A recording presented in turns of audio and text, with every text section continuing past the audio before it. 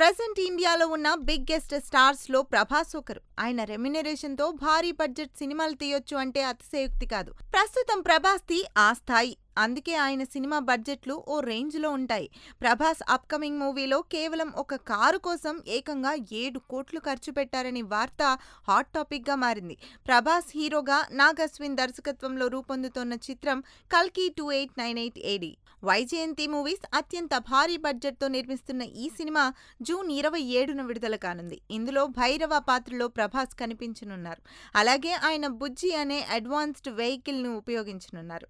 బుజ్జిని కల్కి కోసం ప్రత్యేకంగా రూపొందించారు. ఇది ఎగిరే కారని తెలుస్తోంది. దీనికోసం 7 కోట్లకు పైగా ఖర్చు పెట్టినట్లు సమాచారం. కల్కి అనే సైన్స్ ఫిక్షన్ ఫిల్మ్ కోసం నేటి టెక్నాలజీకి మించి అడ్వాన్స్డ్ గా తాము కొన్ని వెహికల్స్ రూపొందిస్తున్నామని, ఈ విషయంలో మీ హెల్ప్ కావాలంటూ దర్శకుడు నాగ్ అశ్విన్ 2 ఏళ్ల క్రితం ఆనంద్ మహీంద్రాను కోరిన సంగతి తెలిసిందే. దీంతో మహీంద్రా రంగంలోకి దిగి కల్కి టీమ్ కి తమ వంతు సాయం చేశారు. అలా రూపొందించిన కార్లలో బుజ్జి ఒకటని తెలుస్తోంది. మనుషులతో మాట్లాడేలా, గాలిలో ఎగిరేలా చాలా అడ్వాన్స్డ్ గా ఈ కార్ని రూపొందించినట్లు సమాచారం. అందుకే అంత ఖర్చయిందట.